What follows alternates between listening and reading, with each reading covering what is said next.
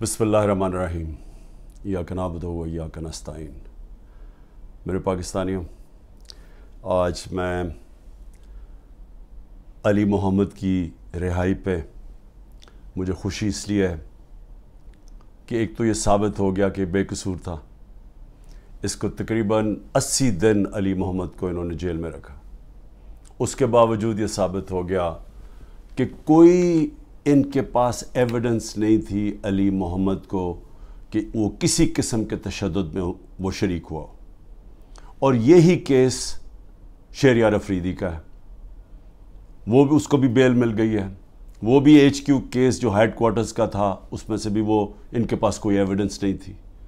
9 मई को जो मुझे कोशिश की थी 30 मेरे ऊपर दहशतगर्दी के केसेस किए जब मैं जेल में था। जुल्म भी मेरे से होता है।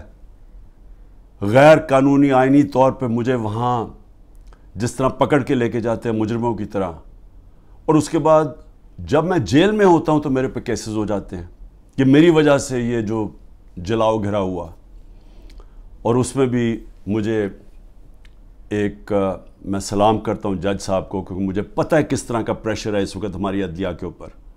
मैं सलाम करता हूँ इसलिए कि आज कल के ज़माने में हक और सच पे खड़ा होना आसान नहीं है। वीगो डाला पहुंच जाता है घर, लोगों के घरों के अंदर घुस जाते हैं, उनको जलील करते हैं, उनकी बिजनेसेस बंद कर देते हैं। तो इसलिए, और हर किसी को, ये सिर्फ हम अपने लोगों की बात नहीं कर रहे, जो इस जुल्म के निज़ाम का हिस्सा नहीं बनता और इसके ख़िलाफ़ हक की आवाज़ बुलंद करता है, उसको वो मुश्किलों का सामना करना पड़ता है जो पाकिस्तान की तारीख़ में किसी डिक्टेटरशिप में नहीं करना पड़ा। तो मैं इसलिए जज साहब को भी सलाम करता हूँ। और मैं आज ख़ास तौर पे अपने वो लोग जो सब कुछ बर्दाश्त कर चुके हैं, अली मोहम्मद, वालदा बीमार, उनको डायबिटीज़ है, अकेले लड़के हैं, उसके बावजूद पूरी कोशिश की इन्होंने उसको तोड़ने की कि किसी तरह वादा माफ गवाह बन जाओ इमरान खान के ख़िलाफ़। फिर अगर वो नहीं बनना तो चलो पार्टी छोड़ दो कि हम अब 9 मई की मज़म्मत करते हैं, हम अपनी फ़ौज से प्यार करते हैं और हम PTI छोड़ रहे हैं। तो सारे फ़ौज से प्यार करते हैं, सारे जो 9 मई को जो जलाई गई थी जगह, हमने सब ने उसकी मज़म्मत की है। लेकिन PTI छोड़ देते हैं। ये खड़े हो गए कि हम PTI नहीं छोड़ते, और इनको बड़ी बुरी हालात के अंदर रखा गया। शहरियार अफरीदी, उनके फैमिली में भाई उनके फौत हुए, उधर नहीं जाने दिया, जेल में रखा। और जिस तरह उसके ऊपर तोड़ने की कोशिश की गई, उनकी बीवी को पकड़ा, फिर एक दफ़ा और पकड़ने की कोशिश की, बीवी बच्चों के साथ थी। तो मैं इनको ख़ास तौर पर सलाम करता हूँ। और एजाज़ चौधरी इस वक्त वो डायबिटीज़ के पेशेंट है, 70 साल उनकी उम्र है, उनका वज़न कम हो चुका है, वो भी टूट नहीं रहे। मियाँ महमूद रशीद, हार्ट कंडीशन है, उनको चेस्ट पेन्स हुई, हस्पताल गए, उसके बावजूद वो खड़े हैं। डॉक्टर यास्मीन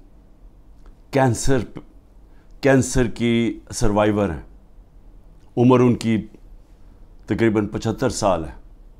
वो उस वक्त की वो बैठी हुई है, और उनको क्या इमरान खान के ख़िलाफ़ वादा माफ गवाह बन जाओ कि इमरान खान ने कहा था जाके जला दो। जिस तरह 3-4 बच्चों को पकड़ा, उन्होंने उनको कहा जी इमरान खान ने कहा था कि कोर कमांडर घर भी जलाना है और फिर वो कोई कागजात है वो भी जलाने हैं।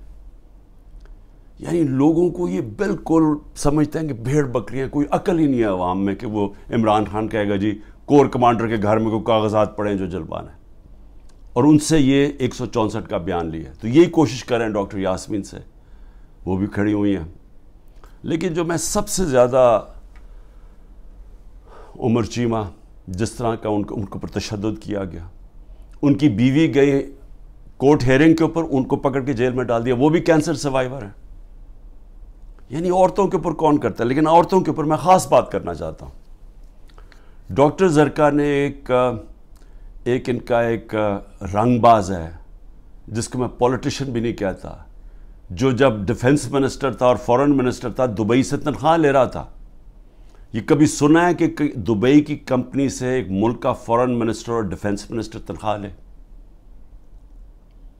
اور اس کے بعد وہ بچ بھی جاتا ہے, اس کو کچھ ہوتا بھی نہیں ہے. اور وہ کیونکہ طاقتور حلقوں میں اس کے دوستیاں تھیں, جب وہ الیکشن ہار رہا تھا 2018 میں تو ایک ٹیلی فون کیا, باجوہ صاحب مجھے بچا لو میں ہار رہا ہوں. اور باجوہ صاحب سپر کنگ نے کہا فکر نہ کرو تم جیت جاؤ گے, اور اگلے دن وہ جیت جاتا ہے. تو وہ جس طرح ہمیشہ عورتوں کے خلاف زبان استعمال کرتا ہے, اس نے پھر سے کی. ڈاکٹر زرکا نے, سینیٹر ڈاکٹر زرکا نے جواب دیا, ان کی 2 کلینکس وہ بند کر دی. یعنی اس سطح پہ کون کرتا ہے؟ ہماری ڈاکٹر سیما ایم پی کراچی کی, ان کے گھر پہنچ کے ان کی کلینک اس کو بند کر دیا. ہماری سمابیہ ایکس ایم پی, اس کے گھر کے اوپر پولیس پہنچ گئی.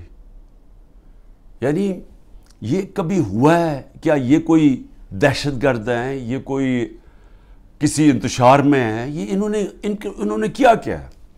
تو ایسے ہے کہ آپ تحریک انصاف کے آپ کوئی ممبر ہی ہوں, سپورٹر ہی ہوں, یہی کافی ہے. آپ کی بزنس بھی بند ہو جائے گی, آپ کو جیلوں میں بھی ڈال دیں گے, جھوٹے پرچے بھی ہو جائیں گے.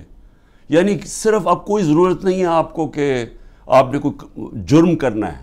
اس ملک میں اب جرم ہو گیا ہے تحریک انصاف کا ممبر ہونا, سپورٹر ہونا. کوئی اگر بزنس والا بھی کوئی سپورٹ کرتا ہے اس کے پیچھے بھی پڑ جاتے ہیں. آپ یہ سوچیں کہ شوکت خانم, اب شوکت خانم ساری قوم جانتی ہے کہ ملک کا سب سے بڑا خیراتی ادارہ ہے. ان کے ہر روز نوٹس آ جاتا ہے کہ جی فلانی ڈاکیومنٹ دکھائیں اور یہ ڈاکیومنٹ دکھائیں, جی وہ بتائیں کہ جناب کس نے ڈونیشنز دی تھی آپ کو. یعنی ایک یہ نہیں دیکھ رہے کہ اس سے نقصان کس کو ہو رہا ہے. کوئی فکر نہیں ہے کہ ملک کو کیا نقصان ہوگا. جو انہوں نے کیسز میرے اوپر اٹھائے ہوئے ہیں ذرا وہ سن لیں. سب سے اب جو قوم کے سامنے, کیونکہ الحق ہے, میرا ایمان ہے, ایمان ہی ہے تو میں یہ سارے ایک طرف کھڑے ہو گئے ہیں, اسٹیبلشمنٹ ساتھ کھڑی ہو گئی ہے, اکیلا ان کا مقابلہ کر رہا ہوں. صرف توحید پہ, لا الہ الا اللہ پہ, ایمان اللہ پہ ہے. اور جس طرح اللہ ہر ان کی جو بھی کوشش کرتے ہیں خود ہی سچ سامنے آ جاتا ہے. جو انہوں نے میرے اوپر القادر کا کیس کیا, اب القادر کا کیس کیا تھا کہ عمران خان نے جو القادر یونیورسٹی بنائی ہے, جدھر مکمل طور پہ مستحق گھروں سے وہ بچے جو کہ جن کے ماں باپ اعلیٰ تعلیم نہیں افورڈ کر سکتے, وہ سب پڑھ رہے ہیں مفت. اور میں بتا چکا ہوں سیرت نبی کو ہم نے بنایا کہ فیوچر لیڈرز بنیں, تربیت ہو ان کو, اور ساتھ ساتھ اس کے ٹیکنالوجی بھی. یہ ہے اس کا جو ویژن ہے یونیورسٹی کا. اس کو سامنے لا کے بہت بڑی سکینڈل ہو گئی. اور اب پتہ چلا ہے کہ انہوں نے اپریل 2020 میں تفتیش کی تھی. وہ میں پہلے کہہ چکا ہوں آپ کو. نیشنل کرائم ایجنسی انگلینڈ کو رابطہ تھا نیب کے ساتھ. یہ جو سیٹلمنٹ ہوئی تھی ملک ریاض کی فیملی کی اور این سی اے کی, یہ سارا کچھ نیب کو پتا تھا. اور نیب نے اپریل 2020 میں یہ انکوائری بند کر دی تھی. ایک دفعہ انکوائری بند ہو جائے وہ نہیں کھول سکتے آپ. اور انہوں نے جو سب سے بات جو چھپا لی, جس کے اوپر اصل بات ہونی چاہیے, کہ این سی اے نے ملک ریاض کا جو پیسہ تھا وہ فریز کیا کیوں؟ وہ منی لانڈرنگ کی وجہ سے نہیں کیا. وہ انہوں نے کہا کہ ایک ٹرانزیکشن ہوئی, اور یہ سنیں ذرا غور سے, کہ حسن نواز نے پراپرٹی بیچی ملک ریاض کے بیٹے کو, اور وہ جو پراپرٹی بیچی وہ 50 بلین پاؤنڈ کی بیچی. انہوں نے کیوں, نیشنل کرائم ایجنسی انگلینڈ نے کیوں اس کے اوپر ایکشن لیا؟ اور ایکشن کیا لیا؟ ان کے اکاؤنٹ فریز کر دیے. کیوں کیے؟ کیونکہ پراپرٹی کی قیمت آدھی تھی. انہوں نے دیکھا کہ اس کی قیمت آدھی تھی, یعنی وہ 25 ملین پاؤنڈ کے ارد گرد اس کی قیمت تھی, 50 ملین پاؤنڈ کیسے دے دیا اس پراپرٹی کو؟ نواز شریف تب پرائم منسٹر تھا. یہ 2000 جب ہوا، یہ 16-17 میں جب پرائم منسٹر تھا، تو پرائم منسٹر نے اس وقت اپنا زور لگا کے وہ دگنی قیمت کے اوپر پراپرٹی ملک ریاض کو بیچی. یہ پہلے تو یہ بتائیں پیسہ کدھر سے آیا؟ کدھر سے حسن نواز کے پاس اتنا پیسہ آیا؟ جب وہ ملک سے باہر بھاگے ان سے یہ سوال پوچھے گئے نا، کیونکہ بتا ہی نہیں سکتے. پیسہ چوری کا تھا، اور پھر وہ پراپرٹی دگنی قیمت پہ بیچ دیتے ہیں ملک ریاض کو. وہ کس لیے بیچی؟ اور وہ اصل کہانی وہ ہے آل قادر کی. اصل وہ اس کے اوپر بات نہیں کر رہے. کوئی پوچھ نہیں رہا نواز شریف سے کہ بتائیں جی بیٹے نے یہ پراپرٹی اور آپ کو کیوں اتنی مہنگی پراپرٹی خریدی ملک ریاض نے. اور یہ بھی ہو گیا کہ یہ سارا کچھ پتا تھا نیب کو. ان کا جو ڈپٹی وائس چیئرمین ہے اس وقت نیب کا، وہ اس کمیٹی میٹنگ میں بیٹھا ہوا تھا جب یہ کیس کلوز کیا گیا. مجھے 3 گھنٹے انہوں نے بٹھایا سوال کرتے ہوئے، میرے سے پوچھا، جب ان کو سارے پتا تھا جواب، کیونکہ وہ ڈپٹی چیئرمین کو بھی پتا تھا، پروسیکیوٹر جنرل کو بھی پتا تھا. اس وقت جو ڈائریکٹر تھے نیب کے پنڈی میں، منگی صاحب، وہ بھی بیٹھے ہوئے تھے اس میٹنگ پہ. تو ان کے پاس تو منٹس پڑے ہوئے ہیں اس کے. تو پھر یہ کیوں میرے اوپر سارا کچھ کیا، اور یہ جو میرا وارنٹ نکالے اور مجھے اریسٹ کیا. اور دوسری یہ جو توشہ خانہ ہے، یہ توشہ خانہ ایک عام کیس نہیں چل رہا، یہ ایسے ملٹری ٹرائل چل رہی ہے. یعنی کہ ایک فیئر ٹرائل کا مجھے موقع ہی نہیں دیا جا رہا. خیر وہ اس کے اوپر پھر سے میں سب جوڈیس سے زیادہ بات نہیں کرتا، لیکن یہ میں کہوں گا کہ میرے سے وہ سوال پوچھے جا رہے ہیں جو آج پاکستان کی تاریخ، 70 سالہ تاریخ میں کبھی کسی سے، جن کو بھی کتنی گفٹس ملی ہیں توشہ خانہ میں، 70 سال سے ملتی ہیں گفٹس، کوئی نئی تو چیز نہیں ہے. کبھی کسی سے وہ سوال نہیں پوچھا کہ جی آپ کو جو توشہ خانہ کی گفٹ ملی تھی وہ آپ نے آگے بیچی کس کو، یا آپ نے گفٹ کس کو کی. کبھی کسی سے آج تک یہ پوچھا ہے؟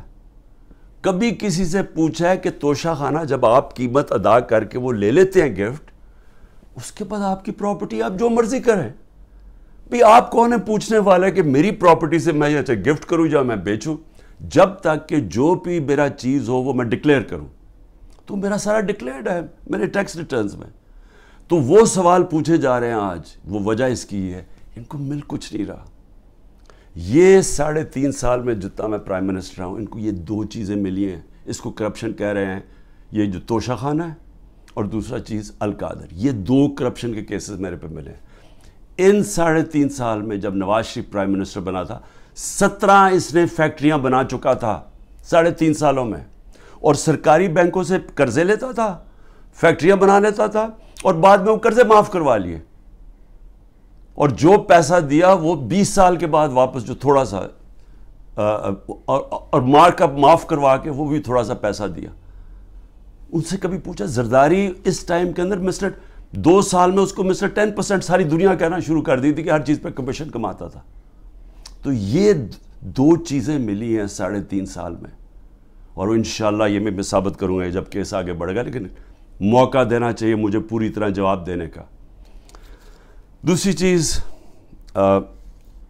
جس کے اوپر میں بات کرنا چاہتا ہوں وہ ہے کہ یہ جو سائفر کے اندر، اور سائفر کے اندر میں پھر سے واضح کر دوں کہ بڑے کلیئر قانون بنا ہوا ہے. سائفر ہوتی ہے فورن آفس کے اندر، جو سیکرٹ کوڈ وہ فورن آفس پہ رہتی ہے. یہ انسٹرکشنز ہیں کیبنٹ ڈویژنز کے. اس کے اندر کوئی اور کسی کے پاس وہ جو کوڈ والا سائفر ہے وہ نہیں جا سکتا. اور جو میرے پاس آیا تھا وہ مجھے پھر سے بلایا، بڑا اچھا ہے، ایف آئی اے کے سامنے پھر پیش ہوں گا. لیکن جو مجھے کہتے ہیں کہ آپ نے وہ جو سائفر کے اندر چیز لکھی ہوئی تھی وہ پبلک کر دی.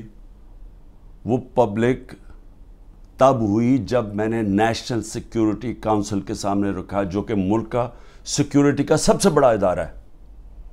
اس ادارے کے اندر پہلے رکھا، اس ادارے نے وہ سائفر کو دیکھا جو اس کے اندر لکھا ہوا تھا، وہ نہیں جو کوڈ ہے، جو اس کا مفہوم تھا. اور اس ادارے نے فیصلہ کیا کہ امریکہ کو ڈیمارش کرنی چاہیے کہ انہوں نے ہمارے اندرونی حالات میں مداخلت کی ہے. یہ جب نیشنل سیکیورٹی کونسل نے کہہ دیا پھر سب کو پتہ چل گیا کہ کیوں کہا ہے، کیونکہ وہاں سے ایک ان کے آفیشل نے کہا کہ جناب عمران خان کو جب تک آپ ہٹائیں گے نہیں نو کانفیڈنس میں تو پاکستان کے اوپر بڑی مشکلات ہوگی. تو یہ تھا اس کا، تو یہ سب کو پتہ چل گیا. اس کے بعد تو اس میں کیا سیکرٹ رہ گئی، پھر کون سی سیکرٹ میں نے وائلیٹ کی، تو یہ بھی انشاءاللہ آ جائے گا سامنے. لیکن ایک چیز ہے کہ وہ جو سیکرٹ کو جو تھی وہ یاد رکھیں، اس میں گورنمنٹ بدلی گئی. یہ سازش ہوئی تھی میرے خلاف نہیں، پاکستان کے خلاف. اور جو وہ گورنمنٹ بدلی گئی، میں صرف آپ کو بتانا چاہتا ہوں کہ اس کے بعد ہوا کیا. آج پاکستانیوں کو کس چیز سے گزرنا پڑ رہا ہے. 16 روپے یونٹ بجلی تھی جب ہم گئے ہیں اپریل کے اندر، آج بجلی 50 روپے یونٹ پہ پہنچ گئی ہے. آپ ذرا پوچھیں تنخواہ دار لوگوں سے کہ ان کے اوپر آج کیا گزر رہی ہے. یہ کون ذمہ دار ہے اس کا؟ وہ جنہوں نے سازش کر کے گورنمنٹ گرائی تھی. اور اصل انکوائری یہ ہونی چاہیے جو میں نے سپریم کورٹ کے چیف جسٹس کو کہا تھا، آپ کو انکوائری کرنی چاہیے کہ یہ قوم سے بہت بڑی سازش ہوئی ہے، قوم سے دھوکہ ہوا ہے. اور اس کا ذمہ دار جنرل باجوہ تھا. اور اس لیے کیونکہ وہ تھا، کسی نے جرت نہیں پڑی کسی کی اس کے اوپر انویسٹیگیشن کرنے کی. آٹا 55 روپے 60 روپے سے پہنچا ہے آج کے جی 150 روپے پہ. سوچیں کہ یہ عام آدمی کی خوراک ہے آٹا. اس کے بعد چاول دگنی قیمت ہوگی جو چاول تھے. چینی ہمارے دور میں بڑا شور مچا، چینی چور. ہم نے انکوائری کروائی، چینی کی قیمت 80 روپے تھی، آج چینی 160 روپے پہ پہنچ گئی ہے. سارے جو بڑے بڑے شوگر مل مافیا ہیں وہ سارے بیٹھے ہوئے ہیں آج گورنمنٹ کے اندر. اور پھر یہ دودھ بڑا ضروری ہے کیونکہ بچوں کے لیے بہت ضروری ہے. 150 روپے لیٹر سے گیا 230 روپے لیٹر پہ. اور دال جو عام آدمی کھاتا ہے 310 روپے سے 520 روپے پہ گئی ہے. 310 روپے کے جی سے 520 روپے کے جی پہ دال گئی ہے. یہ عام لوگوں کے کھانے کی چیزیں ہیں. یہ ذرا بتائیں کہ کون ذمہ دار ہے جس نے یہ جو ساری سازش ہوئی تھی. اور انشاءاللہ جب بھی انکوائری ہوگی ثابت ہوگا کہ بہت بڑی ایک چلتی ہوئی حکومت کو مشکل وقت سے جو پاکستان کو نکالتی گئی اس کو گرا کے تو یہ ہوا. میں آخر میں 2 صرف چیزیں کہنا چاہتا ہوں. ایک تو میرا پیغام ہے، یہ جو پولیس والے، یہ جو نامعلوم افراد عام پلین کپڑوں کے اندر گھس جاتے ہیں لوگوں کے گھروں میں، سارا گھر توڑتے ہیں، چوری کر لیتے ہیں، جو تشدد کرتے ہیں لوگوں پہ، جو ظلم کرتے ہیں، ٹارچر کرتے ہیں لوگوں کو جیلوں کے اندر، جنہوں نے سوشل میڈیا کے بچوں کو صرف ٹویٹس کے اوپر اٹھا لیا اور ان کو تشدد کر کے واپس بھیجا، جو صحافیوں کے اوپر ظلم کر رہے ہیں. عمران ریاض جو ابھی تک غائب ہے، پتہ نہیں کہ کدھر وہ گیا ہوا ہے. عدالتوں بھی بے بس ہو گئی ہیں، عدالتوں کے پاس بھی وہ بھی ہاتھ کھڑے کر دیے کہ جی وہ پروڈیوس کرو. ایک صحافی صرف اس لیے، اس نے تو کوئی توڑ پھوڑ نہیں کی تھی، لیکن صرف اس لیے کہ وہ ظلم کے سامنے سچ بول رہا تھا، اس کو اٹھا لیا. 4 پاکستان کے ٹاپ صحافی ملک سے باہر گئے ہوئے ہیں، ملک چھوڑ کے چلے گئے کیونکہ وہ سچ نہیں بول سکتے تھے. اور ان کے اوپر یہی قسم کا جو عمران کو پہلے اس کے اوپر تشدد کیا، پھر جو اب اس کو غائب کیا ہوا ہے، خوف پھیلایا ہوا ہے. باقی سارا میڈیا کنٹرول میں ہے. صرف وہ تب بول سکتے ہیں اگر عمران خان کی کوئی برائی ہو، پروپیگنڈا، وہ بول سکتے ہیں. وہ کوئی سچ نہیں بول سکتا آج.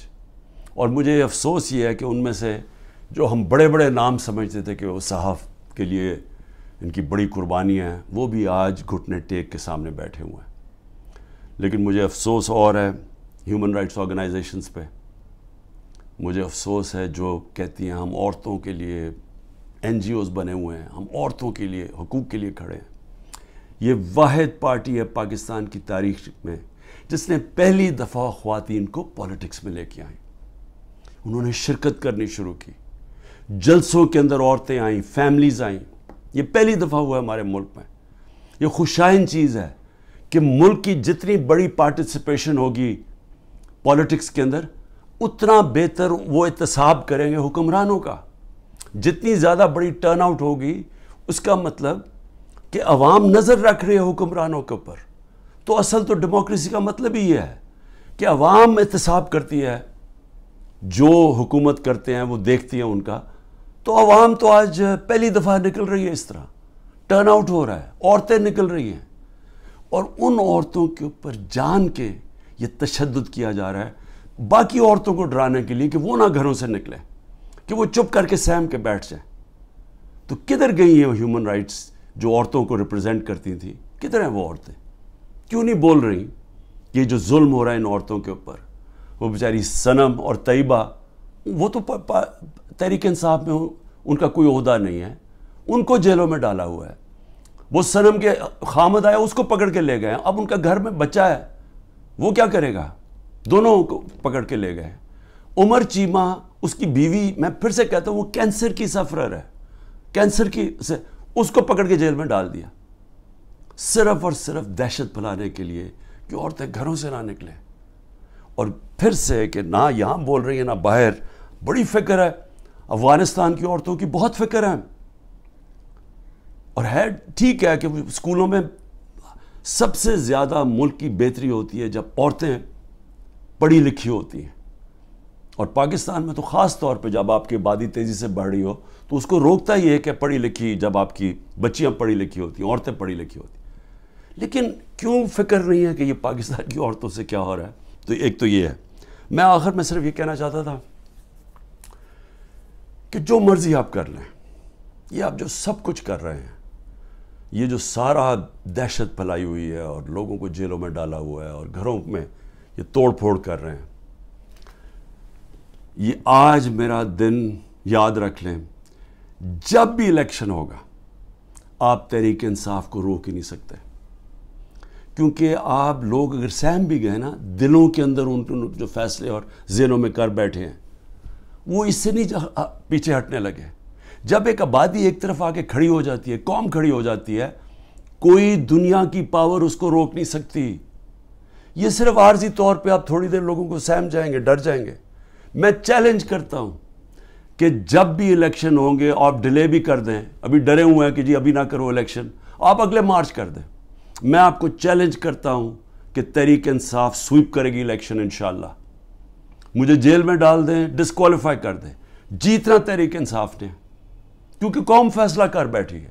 اور یہ جتنے آپ حربے استعمال کر رہے ہیں، آپ تحریک انصاف کا ووٹ بینک اور بڑھتا جا رہا ہے۔ لوگ بیوقوف تو نہیں ہیں، قوم تو دیکھ رہی ہے کیا ہو رہا ہے، اور قوم کے اندر غصہ ہے۔ ایک معاشی طور پہ ان کا قتل کر دیا ہے، ایک مہنگائی ان کو لے بیٹھی ہے، ایک یہ 30 سال سے وہ شکلیں دیکھ رہی ہیں جو ملک کو لوٹ کے پیسہ باہر ان کا پڑا ہوا ہے، اور پھر ان کے اوپر خوف طاری کیا ہوا ہے کہ جناب ہم آپ مایوسی پھیلائی ہوئی ہے کہ تحریک انصاف جیت نہیں سکتی، عمران خان کے اوپر کانٹا مارا ہوا ہے۔ کانٹا صرف عوام کسی کے اوپر مارتی ہے، اور کوئی بھی انشاءاللہ جب بھی الیکشن ہوگا، کوئی بھی جب عوام کی رائے طے کر لیتی ہے، فیصلہ کر لیتی ہے عوام، آج تک دنیا کی تاریخ میں عوام کے خلاف کوئی نہیں جیتا۔ پاکستان زندہ باد۔